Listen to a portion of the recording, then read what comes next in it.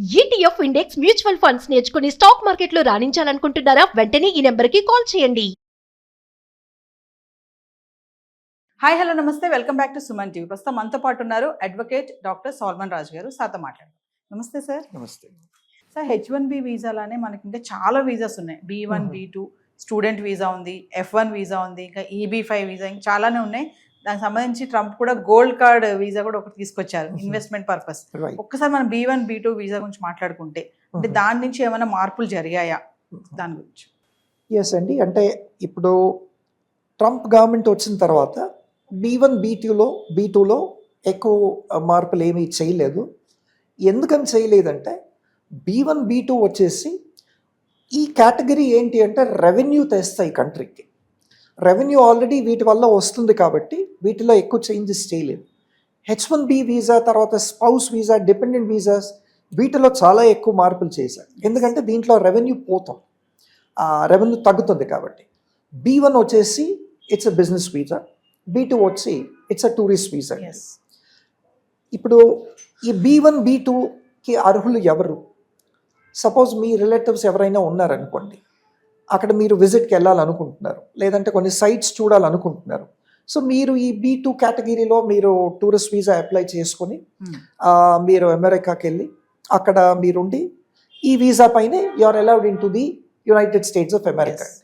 ఈ B2 basically sightseeing కానీ, లేదంటే విజిటేషన్ ఆఫ్ ఫ్రెండ్స్ కానీ, విజిటేషన్ ఆఫ్ రిలేటివ్స్ కానీ, అటెండింగ్ ఆఫ్ కాన్ఫరెన్సెస్, ఇవి కూడా అఫ్ కోర్స్ అంటే it is not totally permitted అనుకోండి, బట్ యునో సమ్ పీపుల్ వెళ్తారు.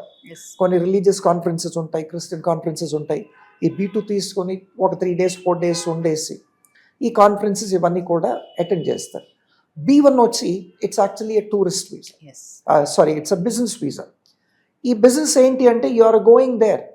ఇప్పుడు it is not a investment business purpose, it is to conduct a business are to attend a conference, లేదంటే అక్కడికి వెళ్ళి కొన్ని బిజినెస్ ట్రాన్సాక్షన్స్ చేసుకోవడానికి, agreements enter అవ్వడానికి, contracts sign చేసుకోవటానికి మీరు B1 కూడా బిజినెస్ కేటగిరీలో వస్తుంది. మీకు EB5 వచ్చేసి EB4, ఇవన్నీ కూడా this is totally purely on a business. మీకు అక్కడ EB5లో ఏంటి అంటే you will be given an immigration, automatically you will be given an immigration. So ఈ B1 కేటగిరీ వేరు, ఈ EB4 EB5 ఇవన్నీ కూడా దేర్ ఇస్ అ డిఫరెన్స్ అనమాట. ఈ B1 B2లో ఎక్కువగా మార్పులు రాలేదండి. B1 వచ్చి మీరు B1లో వెళ్ళి మీరు బిజినెస్ చేసుకోవచ్చు. అట్లాగే B1 B2 కలిపి కూడా యూ కెన్ యాక్చువల్లీ అప్లై. ఈ కాంట్రాక్ట్సే కాకుండా B2లో మీరు you can have a sight seeing, visitation and all this. Student visas వచ్చేసి F1 ఉంది, M1 ఉంది, J ఉంది. F1 అన్నది it is applicable for a full time student అండి. ఎవరైనా ఫుల్ టైమ్ స్టూడెంట్గా సాధారణంగా మనం చూస్తాం, ఇండియన్ స్టూడెంట్స్ అంతా కూడా మోస్ట్లీ MS స్టేటాకి వెళ్తారు. ఈ MS it's about 2 to 3 years also. ఈ క్వాలిఫికేషన్స్ కావాలి యూఎస్లో, లేదంటే పోస్ట్ గ్రాడ్యుయేషన్ కావాలి.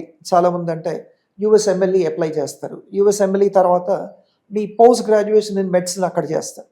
సో వీటికి you apply for F1 visa. ఈ F1 వీసా మీకు ఫుల్ టైమ్ స్టూడెంట్గా మీకు ఒక వీసా ఇస్తారు. కాకపోతే దీంట్లో ఎగ్జంప్షన్ ఏంటి అంటే per week you can work for about 36 hours or 48 hours. So ఇట్లాంటి ఒక ఎగ్జంప్షన్ కూడా ఉంది. ఏంటి అంటే మానిటరీ సపోర్ట్ కావాలి ఫర్ ఫారెన్ స్టూడెంట్, అమెరికాలో ఉండటానికి ఫైనాన్షియల్ సపోర్ట్ కూడా కావాలని చెప్పి ఒక చిన్న ఎగ్జంప్షన్ పెట్టారు. ఏంటి అంటే మీకు work hours per week you have to work about 6 hours 8 hours, or in a month it's about 48 hours, ఇట్లాంటివి ఉన్నాయి. తర్వాత M1 వచ్చేసి M1 is for vocational training అండి. ఇప్పుడు మన దగ్గర కూడా ఇండియాలో చూస్తాం మనం, వొకేషనల్ కోర్సెస్ ఎన్నో ఉన్నాయి. వొకేషనల్ ఏంటి అంటే these are all technical and skillful courses అనమాట. వీటికి మీరు M1 అప్లై చేసుకోవాల్సింది. M1 కూడా సేమ్ ఇదే, మీకు దాంట్లో కూడా వర్క్ పర్మిట్ ఉంటుంది, అంటే వర్కింగ్ అవర్స్ ఇన్ని అని స్పెసిఫైడ్ ఉన్నాయండి. తర్వాత J కేటగిరీ వీసా వచ్చి ఇది కూడా యాక్చువల్లీ ఫర్ ఎడ్యుకేషనల్ పర్పసెస్. కాకపోతే ఏంటి అంటే ఫారిన్ నేషనల్ యూనివర్సిటీస్కి, అమెరికన్ యూనివర్సిటీస్కి ఒక ఎక్స్చేంజ్ ప్రోగ్రామ్ ఉంటుంది. Exchange of what, exchange of student interaction, yes exchange of students program అని ఉంటుంది. అందుకనే మీరు చూడండి ఇండియాలో కూడా అట్లాంటి చాలా యూనివర్సిటీస్ ఉన్నాయి. మీరు ఒక 2 years కోర్స్ ఏదైనా ఇక్కడ తీసుకుంటే వీటిలో 6 months వచ్చి మీకు ఎక్స్చేంజ్ ప్రోగ్రాంలో ఉంటుంది, లేదంటే 3 months ఎక్స్చేంజ్ ప్రోగ్రాంలో ఉంటుంది. ఈ ఇండియన్ స్టూడెంట్స్ అంతా కూడా ఈ జే కేటగిరీ వీసాలో ఫారిన్ యూనివర్సిటీస్కి పంపిస్తారు. 3 months అక్కడ ఉండి అక్కడ వాళ్ళు దాంట్లో తరబీదు పొంది అక్కడ ఎడ్యుకేట్ అయ్యి then they will come back to India, ఇండియాలో డిగ్రీస్ ఇస్తారు. సో ఈ ఎక్స్చేంజ్ పార్టిసిపేషన్, ఎక్స్చేంజ్ ప్రోగ్రామ్స్కి మన జే కేటగిరీ వీసా ఉంటుందండి. ఈ F1లో కానీ M1లో కానీ జేలో కానీ ఎక్కువ మార్పులు చేర్పులు ఏమీ తీసుకురాలేదు. ఇవన్నీ కూడా మళ్ళీ రెవెన్యూ బిల్డింగ్ కోర్సెసే, ఎస్ రెవెన్యూ బిల్డింగ్ వీసాసే కాబట్టి వీటిలో ఎటువంటి చేంజెస్ తీసుకురాలేదు. కాకపోతే the documentation has become very very strict అండి. ఎస్ స్క్రూటినీ అంతకుముందు ఏంటి, ఒక స్టూడెంట్ వెళ్ళి వీసా అప్లై చేస్తే ఫ్యూ ఇయర్స్ బ్యాక్ దాని వెరిఫికేషన్, ఆథెంటికేషన్ అన్నది ఉండేది కాదు. So it was all like అక్కడ ఒక వీసా కౌన్సిలర్ కూర్చొని తనకి ఇది జెన్యూన్ అనిపిస్తే then they use to ask few questions, దాని తర్వాత వీసా ఇష్యూ చేసేవాళ్ళు. ఇప్పుడు అట్లా కాదండి.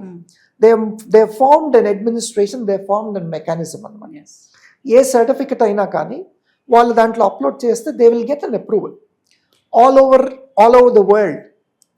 ఈ టాప్ యూనివర్సిటీస్ ఎన్ని ఉన్నాయో వీళ్ళందరికి కూడా ఒక పర్టికులర్ మెకానిజం వచ్చేసింది, especially to go to the United States of America for verification of documents. So అంతకుముందు ఫోర్జ్ డాక్యుమెంట్స్ కానీ ఫేక్ డాక్యుమెంట్స్ కానీ ఎక్కువ సబ్మిట్ చేసేవాళ్ళు. ఎస్ ఇప్పుడు ఆ స్కోప్ లేదండి. Immediately at the visa counselling సెంటర్లోనే మీకు దాన్ని ఒకవేళ అది ఫేక్ అవుతే you will be actually rejected and then you're liable for prosecution. So there are lot of changes అండి దీంట్లో. కానీ ఈ ట్రంప్ గారి గవర్నమెంట్ వచ్చిన తర్వాత మాత్రం ఎటువంటి చేంజెస్ లేవు, ఇవి ఎట్లాగే ఉన్నాయి. Documentation has become very strict, as scrutiny is more అన్నమాట. అంటే అవే రూల్స్ ఉన్నాయి కానీ కొంచెం స్ట్రిక్ట్ చేశారు. స్ట్రిక్ట్ చేశారు అంతే. ఎస్ స్ట్రిక్ట్ దేంట్లో చేశారు, అపియరెన్స్ కానీ స్క్రూటినీ కానీ వెరిఫికేషన్ ఆఫ్ డాక్యుమెంట్స్ కానీ వీటిని చేశారండి. ఎస్ సో B1లో B2లో ఎక్కువ చేంజెస్ రాలేదు. F1లో J1లో తర్వాత Mలో కూడా there are no much changes yes except for minor scrutiny and verification. So this is all about B1, B2 and student visas. Students. Thank you sir. Welcome.